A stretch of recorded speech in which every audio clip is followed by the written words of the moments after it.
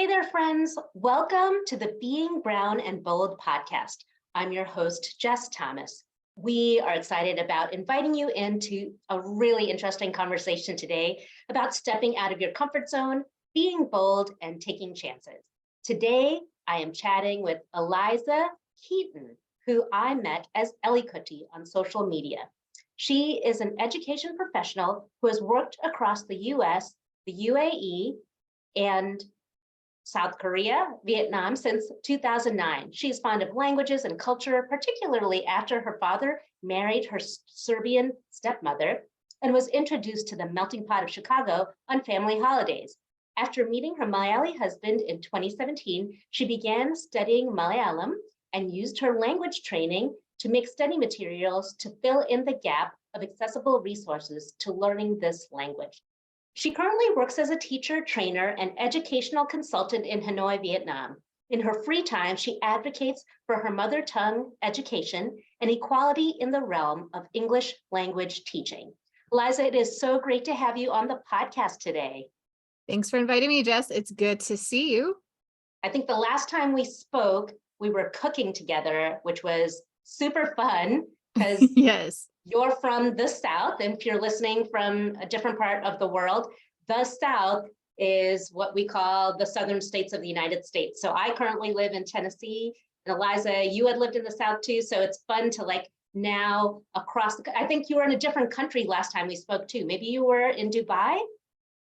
I think when we first started talking, we were in Dubai, yeah, and then we cooked together after I had moved to Vietnam, and we were bonding over biscuits and gravy, which I think is like a quintessential Southern food. So I was like, she knows what's up. But truly, I only learned how to actually. I didn't even really eat it until I moved to the South. So most of my life, I never even ate it. So I was like, if I am really going to learn how to assimilate into the culture, I need to learn how to make biscuits and gravy from scratch.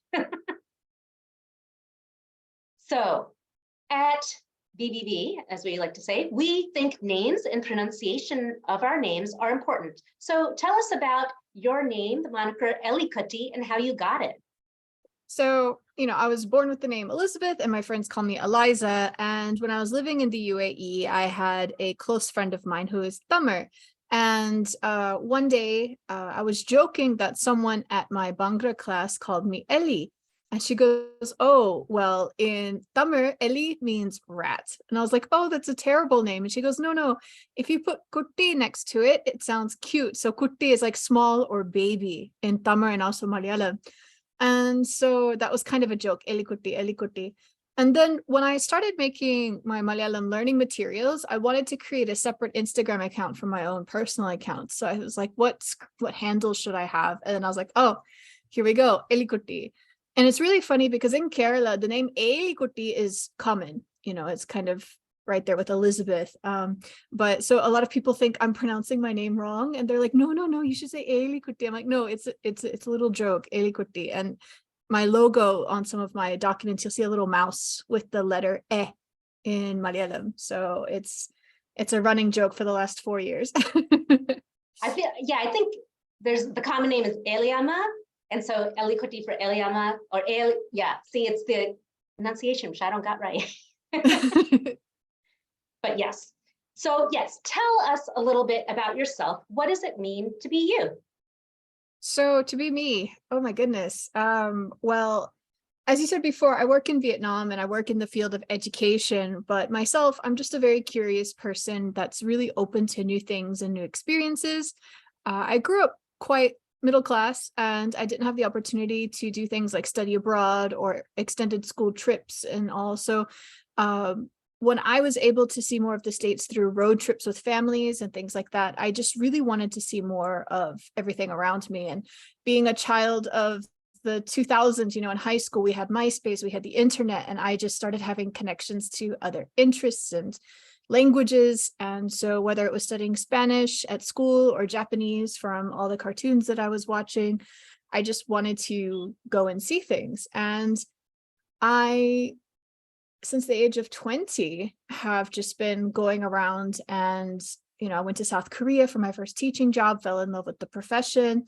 ended up going back to Korea a second time, then the UAE, and then I've just been kind of jumping from one thing to the next. And, you know, having that open mind and having that resilience to just take whatever comes has really opened a lot of doors for me. And I've accidentally been away from the States for 8 years now, and that was, you know, not intentional. So I'm actually quite homesick at this point, because COVID, you know, kind of complicated everything. So yes, so to be me is to be a very displaced American who hopes to come back home sometime soon, but also really has enjoyed living abroad. I like, sometimes I kind of feel like just kind of living my dream in that, like, you get to experience, because I was the same when I was little. I was like, I want to see the world. You know what it was? I think I was 3, was the first time my parents took me to India. And first time I got on a plane.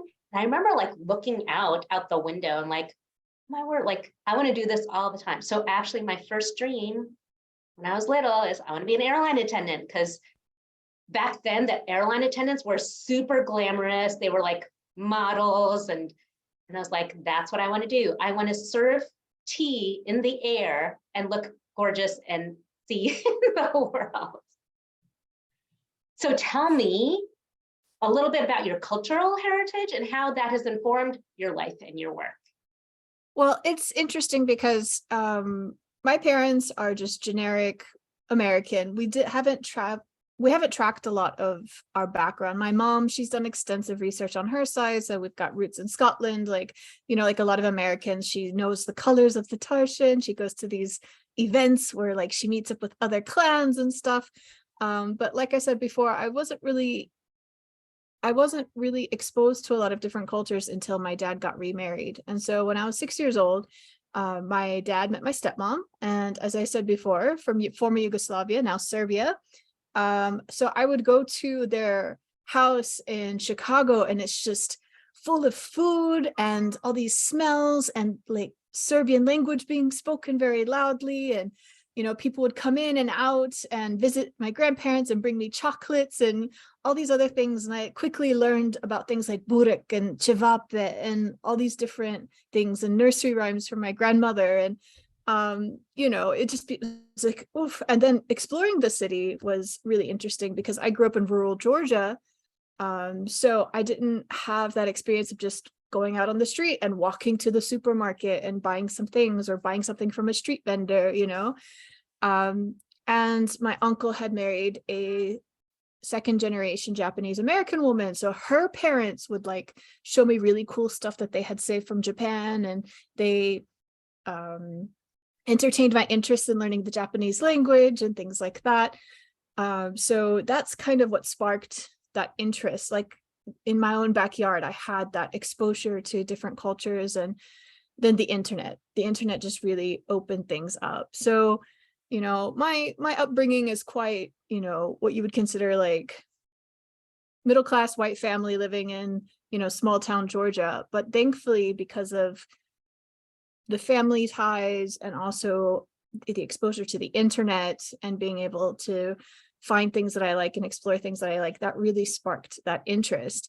Now, growing up, my dad took me on a lot of road trips, and in that way, I got to see a lot of the states.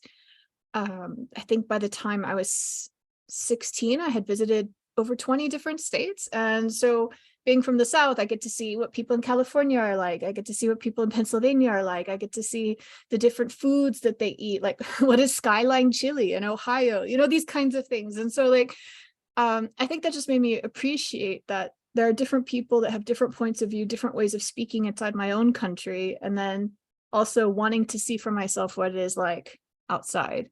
Mm-hmm. So yeah, but the big step was when I turned 20 and I decided to follow my ex-husband out to Korea. And believe it or not, my parents did not want me to go.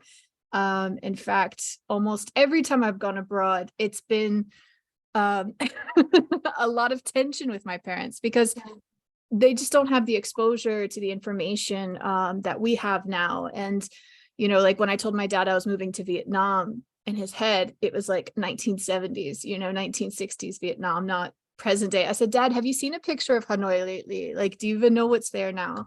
Or when I was moving to Dubai, they thought it was Saudi Arabia. So like they were just like, oh, you won't be able to have any freedoms there, just these kinds of things. But I'm glad I've gone and done the things, and through just things like things I post on Facebook or things I talk about, it also helps kind of chip away at their notions. And I think that's really cool. Just doing that helps them realize like, oh, okay, the UAE is not what I thought it would be, or, oh, okay, like she has a real job.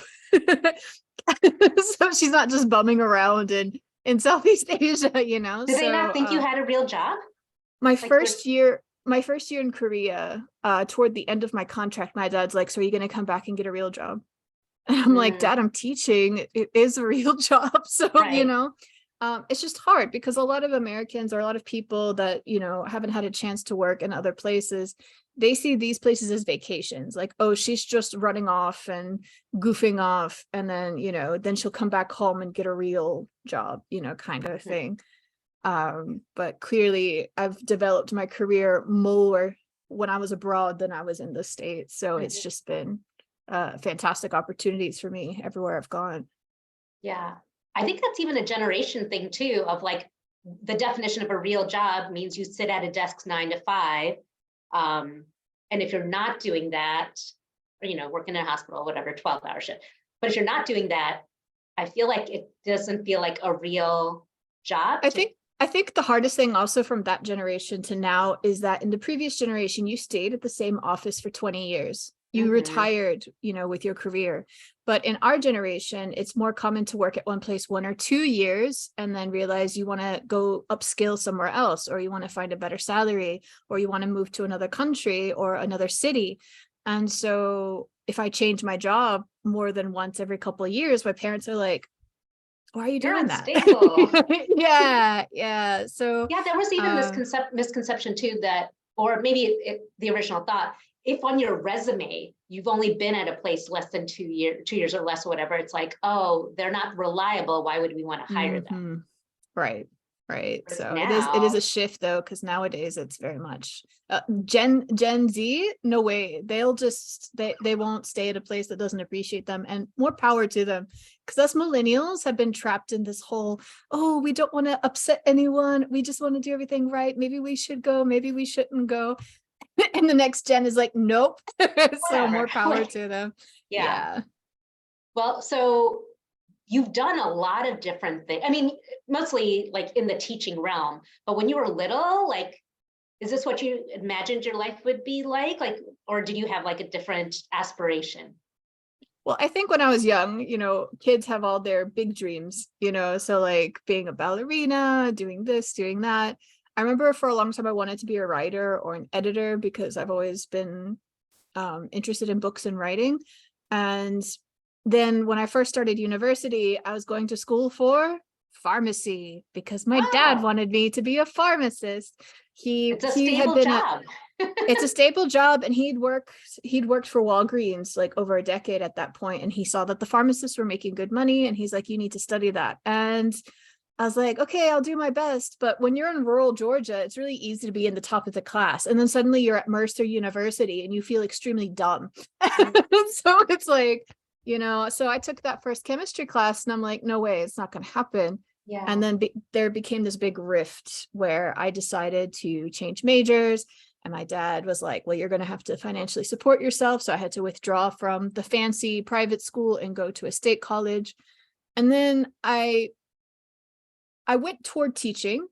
Not that it was a last resort. I had done tutoring in school. I'd always been interested in English and literature. But when my ex was stationed in Korea, I saw that there were teaching opportunities there. So I went. And as I was working there, I realized I really do enjoy teaching. And I decided to continue on with my studies online while working simultaneously. So over the next few years, I got my bachelor's and master's online while teaching in Korea and in Texas, as well as doing some certification courses and things like that. So it was just one of those things where I really like helping people, and I really like creating things to help people. And, I feel like I had a really good personality to work with people who learn. So it's just been one of those things where, wow, I'm 21 years old and I found something I'm really good at. I feel really lucky because there are people who get their bachelor's, get their master's, and they're like, I have no idea what I'm going to do now because I really don't know what I like to do. So I feel really fortunate that it happened that way. But for a long time, I worked in the classroom. I was working with elementary school students, later high school students. I did some lecturing at St. Mary's in Texas. And then once I left the UAE and came here to Vietnam, I wanted to jump into management. So since then, I've been doing educational management at a school. I've been a director at a center. And now I'm doing a lot of admin support with teacher training, materials development, curriculum development. And I feel like I've really found my groove here. Like, I love being in the classroom, but as I go further, like you said before, we like to try new things. We like to do new things. And I'm finding that I really enjoy being in that support role, more so than a managerial role. I feel like this is where I can make a big difference with other teachers and what they do in the classroom. So that's been fun. Yeah. That's been really fun. So has it been challenging or difficult as you've like gone on to different roles, you know, even like going from pharmacy to education realm? Did you find like it was like, I don't know if I should do this, or were you like, no, I'm just jumping in? Because I think a lot of people are afraid of trying new things because they don't know what they don't know, right? Right. I think for me, a lot of my choices career-wise had come from a place of I need to do something because if I don't do something, something bad might happen. And I think the biggest one would be I got my divorce and my master's degree in like the same month. Wow. So I'm finishing up my master's degree. And as you know, in America, education is very expensive. So I have a bunch of student loans waiting for me. I'm freshly divorced. I've lost my benefits, insurance, things like that. And I'm like, where do I go from here? And I had been teaching a group of students from Saudi Arabia. And I was like, do I go to the Middle East? And they said, okay, miss, but go to Dubai. Don't go to Saudi. And I applied for the job and I had gotten it. And there was a stretch of time between getting the job offer. I got the offer in January, but the job didn't start till August. So I had to figure out what to do in that time. And I ended up couch surfing in New York City while doing a teaching qualification through Cambridge. And I got a job right after it with the same company doing a residential English teaching program in New York and things like that. And it wasn't comfortable, you know, not having insurance, trying to take over-the-counter medicine when getting a cold, or working 6 days a week on a residential program. But it got me to where I needed to be. And I didn't have a lot of time to think about, well, what if I can't do this? Or what if I fail at it? It's like, you have to do this or else you're not going to have a place to live. So it's one of those things where, you know, that time, 2014, 2015 was definitely you got to make this. And if you can make it to the other side, it'll be fine. And yeah, I made it to August. I made it to the UAE, and I call that my redemption arc. That's when I paid off my student debts. That's when I really came through as a teacher. That's when I met Arjun. That's when all these things happened. So, you know, I think, and a lot of people probably have gone through this where it's like, wow, you know, how did you make the big decision to do that thing? And I'm like, it didn't feel like a big decision at the time. It felt like this is what I have to do in order to make it, or else it's not going to be a good result for me. So. Wow, that feels so courageous. Like, I'm sure at the time you're just like, I'm just trying to survive. Exactly. But on this side, it feels super courageous to like go, because I think a lot of people would be like, I'm going home to my parents and like sleeping in their basement or whatever it is, you know, like that's the next step of survival. But I feel like what you did is really bold to, no, I'm just going to keep going and keep doing it. Because that's like a pretty dire circumstance to be left with, like in a different country with nothing to like, especially health insurance and like, you know, how health insurance these days. Like I could have gone back home and I could have stayed with my parents and then worked locally. But in the long run, when it comes to finances, when it comes to options, like I needed to take this chance to go abroad. And also, there were a lot of things in my personal life where I knew if I stayed in the States or stayed with my family, I would start repeating the cycles. Mm, And I needed to break out of that. So yeah. going to a whole new country where I didn't know anyone, nothing, and just starting from scratch, it wasn't easy. Like the first 6 months were very lonely and very Mm, difficult. But once I found my way, it all started coming together. So, and it's a lot of people feel it's really difficult or impossible to do, and it is difficult. But I think once people grind their way to the other side, if they're able to do it, then there is a payoff by just persevering. If you have the ability to go abroad and do it, not everyone does, but if you do yeah. have the ability, it should be taken advantage of. Yeah. I love that concept of being a global citizen, of feeling like the whole world is your home and you can like make a home anywhere. So you Right. have made some pretty big geographic moves. So do Mhm. you ever get tired of moving around, or is something that Well, compels you is the different languages or cultures? yeah, this is something that's been coming up between me and Arjun both. We moved to Vietnam in 2020, which, by the way, moving to a new country in the middle of a pandemic is terrible. Please don't ever do that. If you And can avoid it. yeah, and I don't know if it's a combination of, like I said, I've been away for 8 years. I've not been home. So I haven't been home. And then we had COVID. And then I've had all the new challenges of going into management and leadership and now expecting our first baby. And I'm like, you know what?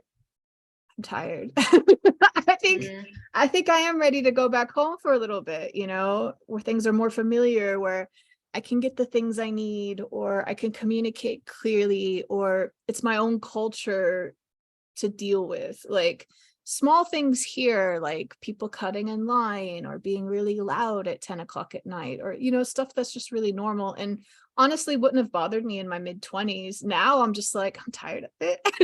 And I yeah. just want to go back to something familiar for a bit, Arjun is from Kerala and living in the UAE, he was always able to go home. It's very easy. It's just a 3-hour flight. Mm, And I remember when we came here and then COVID kept us stuck here, he went back home after 2 years and he's like, oh, Eliza, I'm finally getting a small idea of what you might feel like, because I can't imagine being gone from Kerala for 8 years. Like what you've done is just, and I'm like, yeah, it was an accident, but it happened that way. And I think for some people, you do want that comfort and familiarity, especially as you're transitioning to a different phase of your life.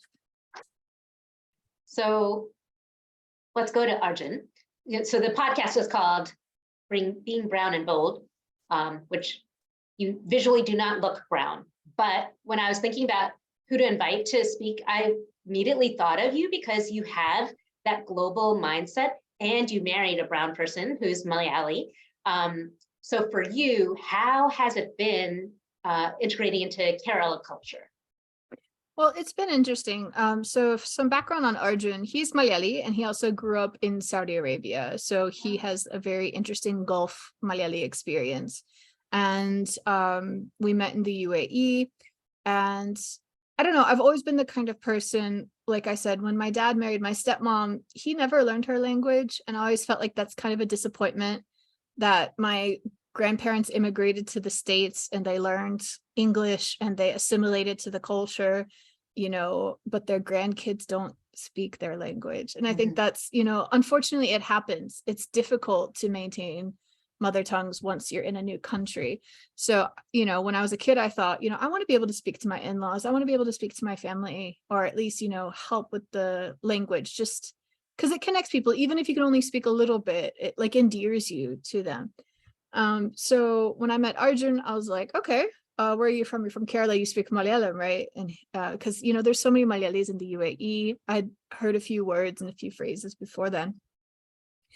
And yeah, so I started with the language. And then when I went to Kerala, I'd love to say that his parents loved me right away, but no. I We know. had to we had to get through that. But a lot of that is protective. It's like, how can we make sure our son continues to have his culture respected? How can the language be preserved? is he going to have his foods that he likes? Is our grandkids going to be able to know about our culture? These kinds of things. So it's coming from a place of love and concern. But sometimes it can be expressed in ways that are not very comfortable for everyone. Right. But thankfully, Arjun did a really great job kind of bearing that and said, you know what? She's the one I want to be with. She's the one I see a future with. It's up to you guys if you want to participate in that. And, since then, things have gotten really good between us. And a lot of it is just that effort. I speak the language. I, like dressing up with them on their special days. We celebrate Vishu Onam in the house and send pictures, things like that. And, I think it's important as someone who's in a multicultural relationship to remember that it's good to learn and adjust, but also not to lose yourself.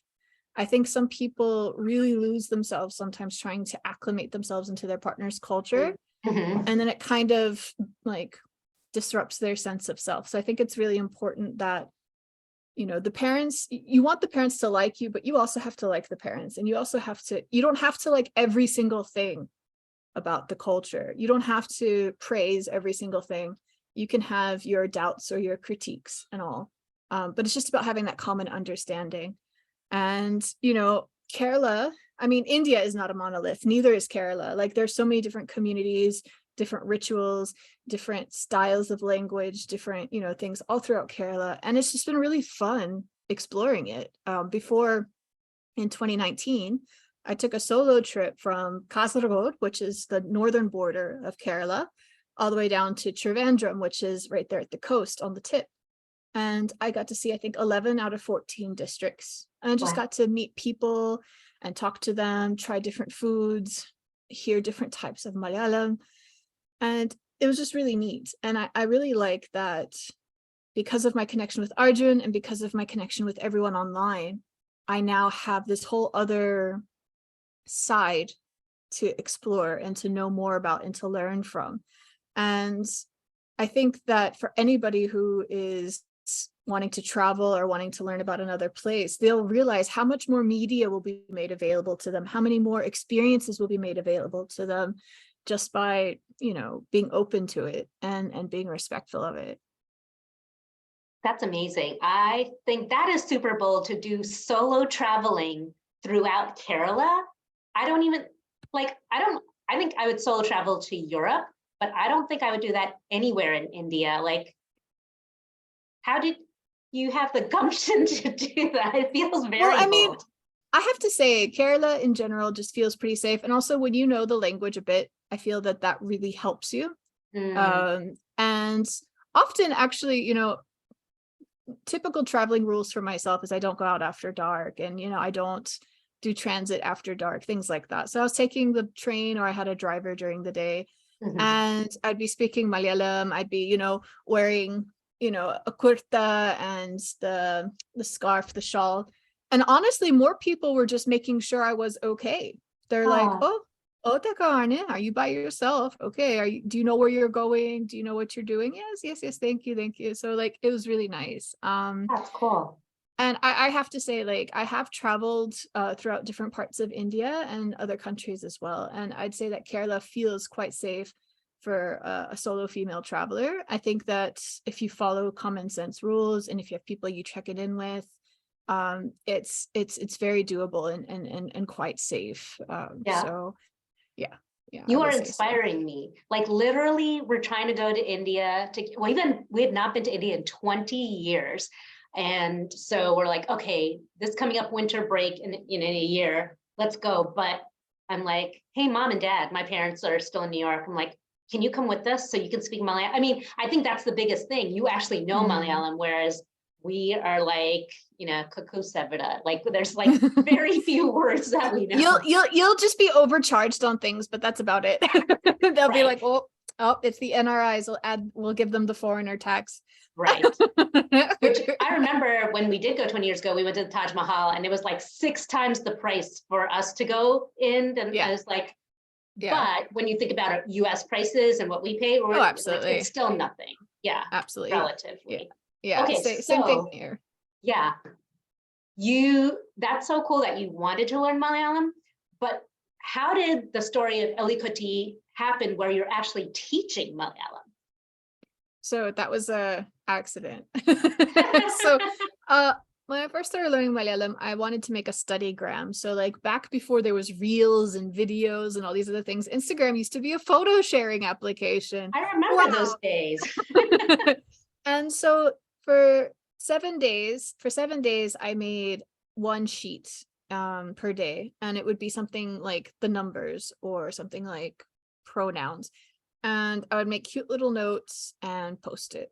And I was like, okay, after 7 days, I opened up a separate Instagram account because I'm like, okay, this one will be focused on Malayalam language.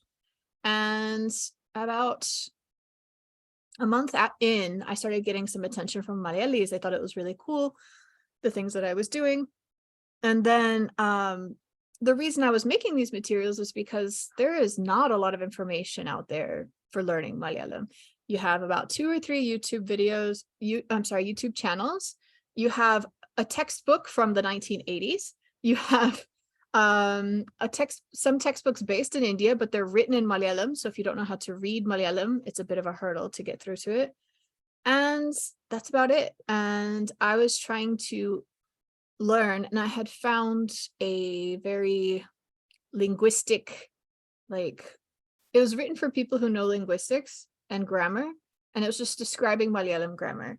And because I have a language training background, that's not too difficult for me because, I know what subjunctive clauses are and things like this. So what I was trying to do is I was trying to take that and dilute it into something a bit more digestible, because I thought like the 10 other people out there learning Malayalam might benefit from it. I would just post it and see. And then it started picking up more steam. And when I started getting more confident with my Malayalam, I started to add my voice to the videos, explaining things like ba versus ba and stuff like that. And then the newspaper picked up my channel. And in the UAE, there's a ton of Malayalis. So once one news outlet picked up my story, everyone in the UAE is talking about it. And then it's getting back over to Kerala. And then next thing I know, in 2018, there's a camera crew at our house, every other day coming to interview me and see what I'm doing. And my account exploded from 1,000 to 10,000 followers in just, a very short time. And so Arjun's like, you should start a YouTube channel. And I didn't know anything about content creation. I didn't know how to edit videos. I didn't know how to add subtitles, nothing. So I put out my first video and it did okay. And then I started getting more confident and, taking conversation classes, collaborating with other Instagrammers, kind of finding my footing there. My page exploded. I started doing more videos with my face in it, talking about this and that. And now I got to the point where I find that Instagram is not giving the reach or giving the attention that it used to. And I don't want to change my content type just to make the algorithm happy. So I was like, who is my audience? My audience is people who are trying to learn Malayalam. Yes, a lot of Malayalis follow me for the novelty of it, but the people who are benefiting from me are the people who are trying to learn Malayalam. So I started up a Discord server, and Discord is kind of like the old internet where everybody has a screen name and a profile picture, and everyone can interact anonymously, and it's a community base. So it's really nice. And when I was in Discord, another user said, you should start doing online lessons. And so at this point, I'm like, okay, well, I'm at an intermediate level of Malayalam, so I'm comfortable teaching basic Malayalam. I'll start making some slides and then I'll just test them out. And depending on how the feedback is, I'll turn those into full-length videos to put on YouTube. And I've been doing those live lessons since May of last year. And I get about 30 to 40 participants every Monday in my class. From New Zealand to India to Canada to California. It's amazing. All these people come and tune in. And what's really wonderful, there's people like me who are married to Malayalis. There are Malayali heritage speakers living in the US and Canada, getting back in touch with their mother tongue. It's such a nice, diverse group. And it's really helped me stay motivated with my own studies. because Instagram was really bumming me out, to be honest. Like something's Mhm. changed in the last year or so where we're not getting the reach, we're not getting the feedback, we're not getting that, you know, we don't feel like we're accomplishing anything. So Right. being able to redirect my efforts into something where I can see tangible results and people benefiting from my content was just a panacea. It was really wonderful to see that happen. And so now I'm focusing more on the videos on YouTube and the lessons on Discord. And I'm collecting market research right now to help pitch to publishers for a new and updated comprehensive textbook for beginner Malayalam. Wow. Yeah, so That's amazing, Liza. it's great. Very excited about it. That's so cool. Yeah, I think when I started following you, I was like, I can understand more than I can speak, which is a common thing if you like heard it growing up. So I would like listen to you and those little nuances and enunciation. I was like, oh, I need to like just speak it and practice. So I would like listen to you and then I would like say it out loud in my house. And yeah, I have always been encouraged by what you're teaching because when you grow up with it, you don't think about it, right? Right. Because we're not learning grammar or anything. It's just like house talk. So Mhm. it was neat to hear. And then I think earlier I just like do some Malayalam lesson things and it's always the alphabet. And then it's like after a while you're like, yeah, never mind. Like this is not going to help me do anything. So I Mhm. liked, especially when you did your reels of like how to use words and sentences. So Mhm. you'll focus on a word. So those were always like super encouraging and helpful for me. But I also think it's so interesting how during the pandemic, I learned there's not one Kerala thing that even in the regions and districts, like there's different things. Like I think, was it you and I that talked about the food marikasan? Um, and you didn't know what it was and Arjun didn't know what it was. But I think the real way to say it is marikasadam, which is folded thing. Oh, Well, Marikasadan. marikasadanam, that's what it is. So, Marikasadana. but basically it's kind of like a crepe but inside Oh, is coconut and sugar and cardamom. But okay. I just found out. So I was just in the New York Times about this recipe, and it Mhm. came from Goa because the Portuguese went there. But then I was like, wait, how did the Portuguese get crepes? And then I found out it's actually originally a Greek thing from like thousands of years ago that like traveled. And so it's so fast. So like the way you do language and like culture and history and philosophy, like I do food and I learn Mhm. about like how food has traveled everywhere. And it's so fascinating. It is. It absolutely is. Yeah. Yeah, there was a reel I did with my husband's friends. They have an account called Connected Histories where they talk about exactly that, like different things in history, specifically in Asian history, that come together in unexpected ways. And we did a reel about how pepper got introduced to the Romans by ways of Kerala.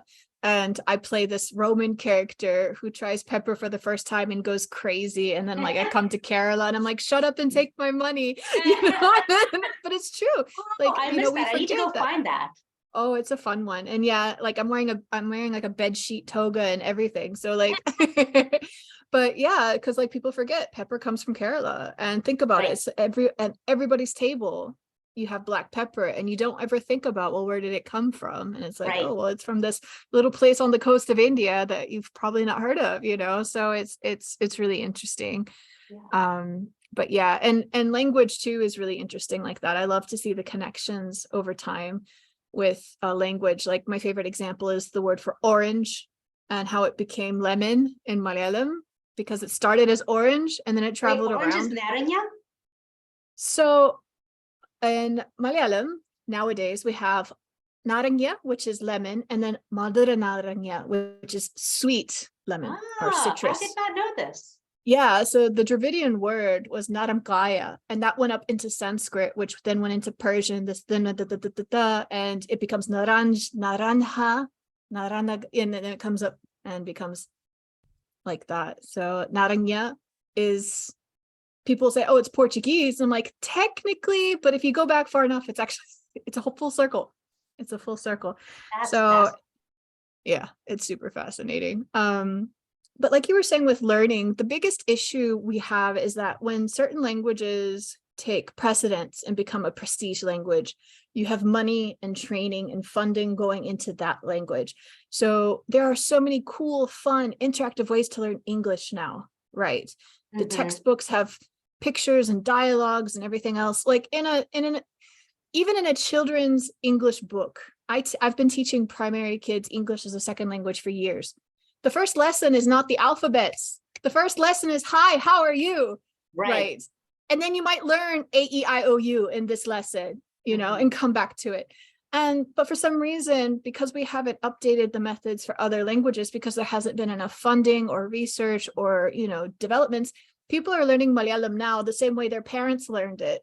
And it's not as engaging. It's not as fun. It's not as accessible. So like you said, you're on your fourth alphabet lesson and you're like, okay, but I can't speak anything yet. Right. And that's the thing. So a lot of people enjoy my content because they're like, wow, by the end of the lesson, I could say, hi, I'm Eliza, I'm from America. And like, they couldn't say that before.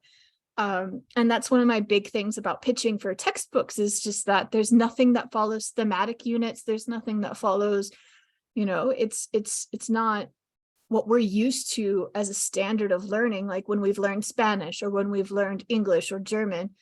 So that's what I'd love to see in Malayalam. And so that's one of the things I'm pushing really hard for, because even in Kerala itself, Malayalam in schools is not in favor. People prefer to send their kids to English medium schools, or students will choose to study Hindi instead of Malayalam because the exams are easier and they're more focused on their energy on chemistry or physics. And so there's this issue where you have people who speak Malayalam, but they can't write an essay, or they can speak it, like you said, home Malayalam, but they can't give a speech. Right. In Kerala, not just outside, but in Kerala itself. And so that's why I advocate very much for mother tongue education, because it's not just Malayalam that's affected like this. Languages like Kannada are affected like this, Odisha, these other kinds of languages are in danger of being pushed out by either English or Hindi or some other majority language. Right. Wow. Yeah. I'm so glad that you're there doing this work, because having that background and especially working with kids, and yeah, it's really awesome to see that this can be moved forward and have the future generations benefiting from all the effort and work that you're doing. So thank you for doing that. As you have lived in so many different cultures, one of the things that struck me, we talked about food and language, the other thing is religion. You grew up in what is considered the Bible Belt in the US, but you've lived in Muslim countries, experienced Hindu, Buddhist, all these different religions. But for you personally, has there been a faith or belief system that has informed any of your outlook in life? So growing up was really interesting because before my father got remarried, I was living with my grandmother, my dad's mom, and she was Catholic and my grandfather is Baptist. So that's interesting. But I did go to the Baptist church for most of my childhood. And so that was where my first community was, kids going to Sunday school and things and that. And then after my dad remarried and we moved, I had a hard time finding a home church. And I kind of grappled with faith quite a lot in high school. I went through one end where I was going to all the revivals and singing all the songs and feeling very, into religion, into Christianity. And then I kind of went the other way. And I think when I moved abroad and started meeting other people, I started kind of calibrating my own self. And for me personally, I don't really follow any kind of spirituality or religion. But at that same time, I feel that I recognize that religion for some creates goodness and creates meaning in people's lives. So when I see my Baba, my Serbian grandmother, every day she listens to her Bible songs and she says her prayers in the evening, and she always does the good things out of her heart. And I can see, that's really important to her, and she shines with that. And so that's something positive I associate with Christianity. When I think about Islam, I lived in the UAE for 5 years. I did read the Quran. I did fast for Ramadan just to see what my students were experiencing. And, I have these other positive examples from that. And then Arjun comes from a Hindu family. He's not practicing, but, just seeing the melting pot that is Hinduism. Like, you can't say this Hindu is the same as this Hindu. Everyone has their own beliefs. And I think that's really interesting too, that it's a practice that's still very personal. Like, it's not prescribed. And I think that's really fascinating. And then here in the Far East, we have more of a folk worship, or like an ancestor worship. So it's like very important to have a shrine in your house, to give offerings to your relatives that have passed away, remembering your ancestors, and there's lessons from all of these. And so, I think that it's been good for me to see all these different types of faiths and walks of life. I wouldn't say it's influenced me to fall under one or the other, but it's definitely helped me understand the way people think and understand what's important to them, because you'll find the way people practice their faith, it highlights their own personal values, what's important to them. Is justice is justice important to them? Is gaining reward important to them? Is hard work important to them? Is remembering your family important to them? And that's highlighted there. And it's also neat to see the similarities. For example, how certain structures are built similarly, or how certain people will walk in circles in the same direction, whether it's one or the other. And just, going to Orthodox churches in Serbia and looking at the way they're built, and seeing similarities with certain temples, in India. It's just really fascinating, because we're all human, and it's such a connecting thing, this desire to understand the world. And religion is one of those things that is there to help us understand the world. Yeah, I think I feel like this happened also over the pandemic too. Like, there was a lot of inward looking into, and I feel like I hear more open talk about spirituality now than like ever in time. Like, before it was like, oh, you just don't talk about spirituality because like you might offend people. But I've been hearing people feel more bold about talking about their own personal spirituality, whatever it is that they follow or believe.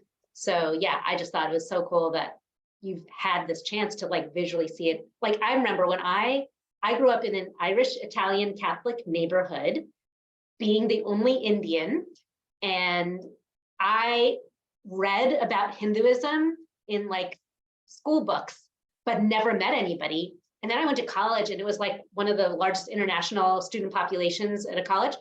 And I was like, wait, you're a Hindu.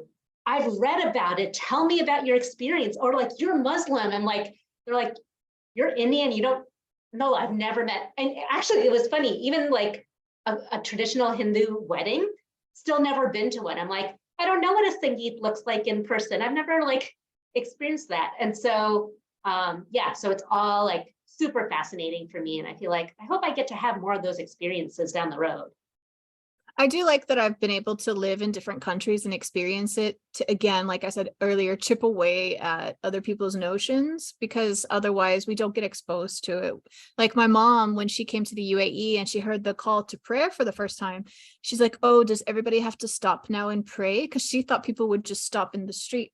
And like, this is coming from a place of like just trying to understand. And I'm like, Right. no, mom, that's just letting them know they can go to the mosque now and pray. You Mhm. you don't have to. It's just like an alarm clock. It's letting you know it's time. So things like that. And after my mom just stayed 1 week in the UAE, like she had a better understanding. Like she had never been in a place where majority people, like she came to my classroom, she got to meet my students who were all Emirati, and asked them questions. They had a really nice exchange. And my mom, she was living in a small town in Texas. She would have never had that kind of exchange back home. And so she went back with like a little more information and a little more understanding. And that's what I think is really great about being open in these communities abroad, is like, look, you may not agree with someone, or you may not want to live the same way as them, but at least now you have a face to it. And you say, I've had a conversation with someone, and actually what they said was this, and it starts challenging those beliefs a little bit, which I think is really important. Yeah, that's really great. I'm glad that she had that experience. We're getting close to time. So a couple of really important questions. One, Sure. do you have a curry plant? Curry plant? No. You want to hear the saddest thing?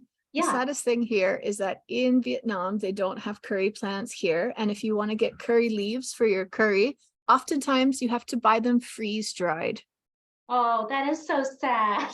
So we end up putting them in like slightly salted water and like try to let them come back a little bit and then cook with it. It's just not the same as going to the shop and buying that fresh, Right. you know. Right. So that's really depressing. But you know, Yeah. once we're in the States, I might get one of those. That would be really nice for the kitchen.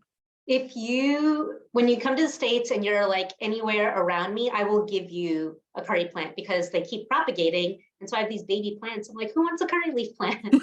Nice. So I will Nice. definitely get you one. Okay. Nice. Your choice of beverage, chai, tea, something else, coffee. So in the morning, I like a nice coffee.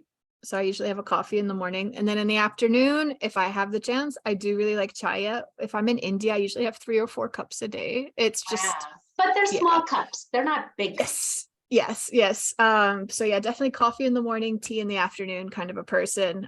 Here in Vietnam, they have really strong coffee that they mix with condensed milk and ice. It's really great. And the glass is really small, but the coffee is really strong, super strong. But Vietnamese coffee is quite nice. Yeah. And I think they make it in Cambodia like that too. I had a friend who had visited there and they called it a Cambodian cooler because it was an iced coffee. Yeah. Okay. Based on what you know now, what would you say to 18-year-old Eliza? Things are going to change, but it's going to be okay. We Yeah. often, you know, as kids, we often get pushed to be like, what are you going to be when you grow up? What are you going to study? And then by the time you graduate, you have this illusion that you know what the next 10 years of your life is going to be. And then it changes in just 6 months. Right. So Right. I think the two things is things will change, but it's going to be okay. And that's what because life is all about changes and how we react to it.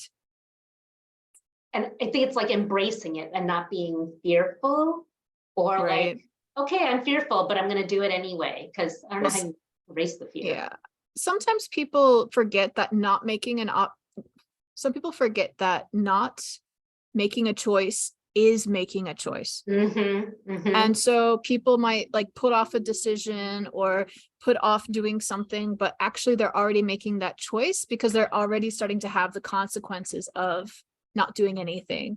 So it's good to remember that, you know, if you're just putting off this difficult idea or putting off this hard conversation, you're still actively making a choice to not engage, and there are consequences from that. So it is good to try to face it. Yes, like you said, feel the fear, but make the choice. Like don't be passive in your life, especially at that really critical time. That's really good advice. I'm so glad that you're here. Tell us, is there anything else coming up for you that you want to share? Yeah, I'm just working on my Discord lessons. That's every Monday at 7 p.m. IST. I'm not sure what time that is in the States. It's in the morning. It's early in the morning. Like I said, I'm working on some books, hopefully going to find some publishers soon. And in my personal life, I'm about to go to Kerala because I'm giving birth this summer, if all goes well. So please keep me in your thoughts. Yeah, for that's that. pretty bold to give birth. Yeah. Kind of happy to do it in Kerala and not have to worry about a $10,000 medical bill. That's a whole other topic. Yeah. Well, that's exciting. Well, thank you so much for sharing about your life with us. Absolutely. So if you are interested in learning Malayalam or just following Eliza, and especially I feel like what has been lost on Instagram are the reels that were fun and educational back then, and people aren't making it anymore because it's not rewarding anymore. So definitely go to her Instagram and go back because she's got such great stuff in there. And all the links are going to be on our website. So make sure you head over there. So Eliza, I hope you have an awesome evening. And had a great time chatting. Yes. Yeah. And when you're in the South, we need to cook together and you need a curry plant. We're going to do all the things. It'll be fun. It'll be fun. So thank you for joining us on Being Bold and Brown. We will be back next week to drop our next episode. Till then, be wise and be bold.